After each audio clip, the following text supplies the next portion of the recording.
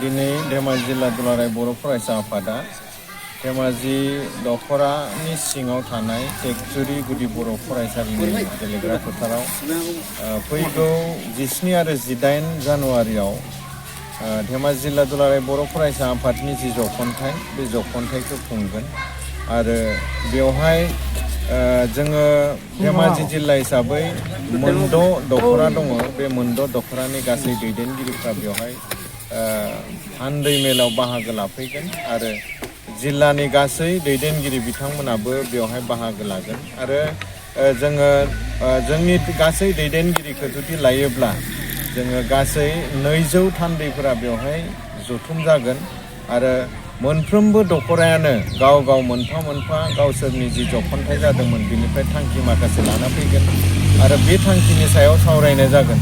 लोगोसे जिल्लाया गासैबो दख'राखौ सावरायनायनि उनाव माखासे थांखिफोरखौ मिरुआव दैथायनो थाखाय बा मिरुआव लांनो थाखाय जोंनि जि जेंना जेंसिफोर जोंनि जि समस्याफोर जिहेतु धेमाजिया मोनसे खोब बर' सुबुंजों देरनाय बिटिआरनि बायजोआव थानाय मोनसे जिल्ला बेवहाय गोबांथार जेंनाफोर दङ।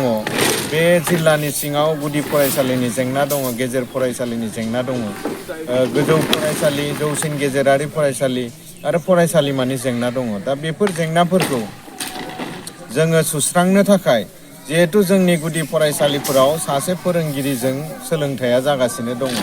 सोलोंथाइनि जेंनाया जोंहा जोबाखै। जोंनि फरायसालियाव फोरोंगिरि थिसननायनि जेंनाया जोबाखै। जोंनियाव माखासे भेन्सार फरायसालिफोर दङ दाबो बे जेंनाया जोबाखै आरो एकर्डनि स्पिरिटजों माखासे फरायसालिफोरा दिनै सरकारि जानांगौमोन बेबो जायाखै। दा बेफोर माखासे जेंनाफोरखौ जों सावरायनांगोन आरो जोंनि गेजेराव माखासे समाजारि जेंनाफोर दङ जाय जेंनाफोरखौ जोङो सुस्रांनांगोन। दा बेफोरखौ लानानै जोङो 17 आरो 18 जानुवारिनि जानो गोनां बे धेमाजि दख'रानि सिङाव टेकजुरि गामिनि गुदि फरायसालिनि गेलेग्रा फोथाराव जि खुंनाय बे 31थि धेमाजि जिल्ला दुलाराय बर' फरायसा आफादनि जख'न्थाइ बियो मेहेर गोनां जागोन। बेवहाय सावरायनाय जागोन। बेवहाय जोंनि जिल्लानि सिङाव थानाय बा जोंनि जिल्लानि माखासे बर'नि माहारियारि आफादफोरनि दैदेनगिरि आफादगिरि नेहाथारि आरो गुबुन जोंनि जि आफादफोरनि दैदेनगिरि आरो जोंनि ओनसोलनि जि मेलेमजिबि बिथांमोनखौ बेवहाय खावलायनाय जादों आरो बेवहाय बिथांमोनाबो बाहागो लानानै जोंनि बे जि जख'न्थाइ बेयो खोब मेहेर गोनां जागोन होननानै जोङो सानदों आरो जोंनि गाहाय नेहाथारि आरो आफादगिरिया जिल्लानि बेनि सायाव सावरायनायखौ मेहेर गोनां खालामनो थाखाय बिथांमोना खामानि मावगासिनो दङ।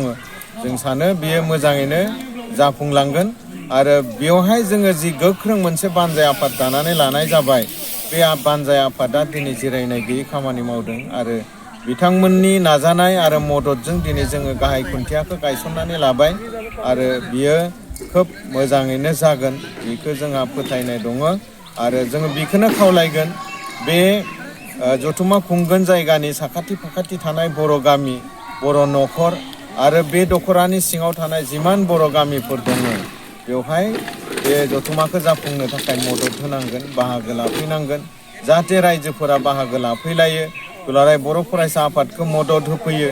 बेखौ जोङो नोंथांमोननि गेजेरजों जोङो खावलायगोन।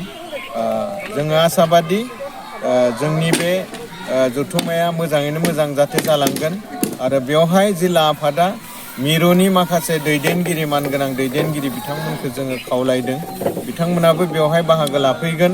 दुलाराय बर' फरायसा आफाद मिरुआ मा खामानि मावनानै दङ, मा खामानि आथिखालाव दावगाखो, मा खामानि जोङो मावनो लागोन आरो जोंनि समाजा बोरै जानांगोन, सोलोंथाइनि सायाव, समाजखान्थिनि सायाव गासैबो बिथिंनि बाथ्राफोरखौ मिरुनि दैदेनगिरिफ्रा बेवहाय बुंफैगोन। दा बेवहाय जोङो बाहागो लानो थाखाय बयबो रायजोफोरा खाबु लानांगोन। दा रायजोफोरखौ जोङो जिल्लानि सिङाव थानाय जोंनि गासै दुलाराय बर' फरायसा आफादखौ मोजां मोनग्रा गासै थाखोनि रायजोफोरखौ मदद खालामनो जों नोंथांमोननि गेजेरजों खावलायदों आरो जोंनि एबसुनि दैदेनगिरि साफ्रोमखौबो जोङो लैहोर फैनानै बाहागो लानानै नैबे जानो गोनां जि जथुम्मा 17 आरो 18 जानुवारियाव बेखौ जाफुंसार होनो थाखाय नोंथांमोननि गेजेरजों जोङो बयखौबो खावलायदों। आरो सार मोनसे सोंथि दं। आरो जिल्लानि लेङाइ बुंथिगिरि दङ आरोबाव धेमाजि दख'रा दुलाराय बर' फरायसा आफादनि गाहाय नेहाथारि आरो गुबुन गुबुन बिबाननि दैदेनगिरि लोगोसे बानजाय आफादनि गासैबो चेयारमेननिफ्राय लानानै वर्किं प्रेसिडेन्टनिफ्राय लानानै गाहाय नेहाथारि आरो गुबुन गुबुन बिफाननि दैदेनगिरि बिथांमोना बाहागो लादों। आरोबाव लोगोसे साखाथियावनो थानाय धेमाजि दख'रानि साखाथियावनो थानाय गगामुख दख'रा दुलाराय बर' फरायसा आफादनि लेङाइ आफादगिरि अनु स्वर्गियारि बिथाङाबो बाहागो लाफाफैदों। लोगोसे सांग्रां साखाथियाव थानाय गामिनि रायजोफोराबो बाहागो लाफैदों आरो बर'नि जि नेमखान्थि बे नेमखान्थिखौ मानिनानै जोङो दिनै गाहाय खुन्थियाखौ गायसननानै लानो हाबाय। दा साफ्रोमबो गाहाय खुन्थिया गायनायाव बाहागो लाफैनायनि थाखाय धेमाजि जिल्ला दुलाराय बर' फरायसा आफाद आरो धेमाजि दख'रा दुलाराय बर' फरायसा आफादनि जानानै आङो साफ्रोमनोबो गाहाम हामलायनाय बावहरदों। आरो सार फैबाय थानाय हाबाफारियाव ओनसोलनि रायजो राजाफोरनि माबायदि अनसाय मोनगोन होनना मिजिं खालामदों?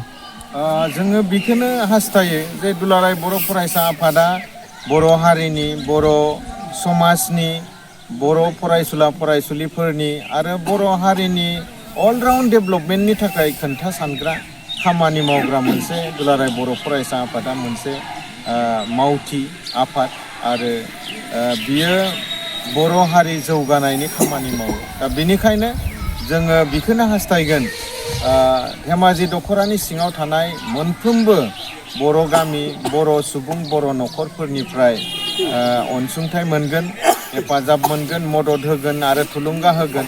आरोबाव इन्टायार धेमाजि डिस्ट्रिक्टनि सिङाव थानाय जोंनि गुबुन गुबुन थाखोनि सुबुंफोरा गुबुन गुबुन थाखोनि रिसर्सफोरा गुबुन गुबुन थाखोनि जोंनि माने सुबुं सम्पदफोरा बे जिल्ला आफादखौ अनसायगोन, बे दख'रा आफादखौ अनसायगोन आरो बिथांमोना अनसुंथाइ हरनायनि गेजेरजों जोंनि जि थांखि लानाय 17 आरो 18 जानुवारियाव जानो गोनां जौखन्थाइ बियो खोब मोजाङैनो जालांगोन, जों बेखौ हास्थायो। आरो सार फैबाय थानाय बे जिल्ला जथुम्मानि हाबाफारियाव मा हाबाफारि लाफादेरनो सानदों?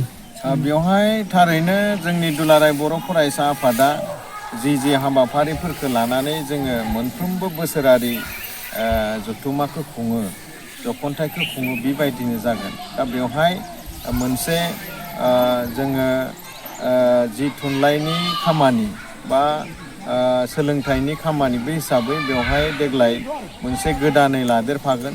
बेवहाय खन्थाइ आवरायनाय मोनसे बादायलायनाय जागोन। जोंनि माबायाव जि दुलाराय बर' फरायसा आफादनि थांखि बायदियै बेवहाय काबादिनि माने बाहागो थायो, बेवहाय भलिबलनि बाहागो थायो, बेवहाय फुटबलनि बाहागो थायो, बेबायदि माखासे थायो।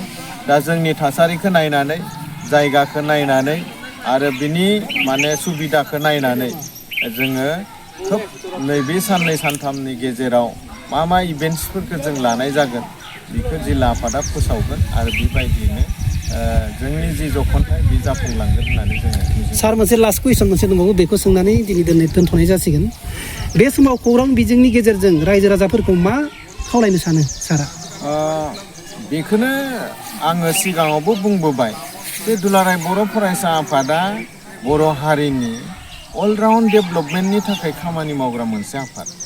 दा बे दुलाराय बर' फरायसा आफादखौ रायजोनिनो बियो मोनसे आफाद, बर' हारिनि खामानि मावग्रा मोनसे आफाद।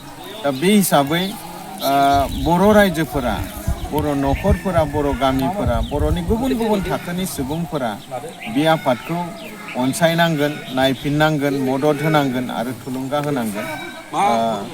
अब्ला बे आफादा बर' हारिनि थाखाय जौगानायनि थाखाय, गुबुन गुबुन बिथिंनि थाखाय, गुबुन गुबुन समस्याफोरनि थाखाय खामानि मावनो बियो गोहो मोनगोन, बोलो मोनगोन आरो थुलुंगानाय मोनगोन।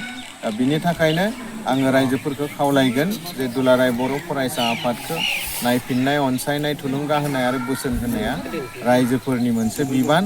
दा बेनिखायनो जोङो सानो गासै धेमाजि जिल्लानि सिङाव थानाय बर' रायजो राजा आइ आफाफोरा आरो धेमाजि दख'रानि सिङाव थानाय बर' रायजो राजा आइ आफा गामिनि गासैबो सुबुंफोरानो बयबो मदद होनायजों लोगोसे लैहोर लैहोर फैनानै बेवहाय बाहागो लाफैगोन आरो जथुम्माखौ जाफुंसार होगोन। सारमोननिसिम गोजोननाय थाबाय नोंथाङा सारमोना दिनै सोंथिनि फिननायखौ होनो हादों जोबोद मोजाङैनो जाबाय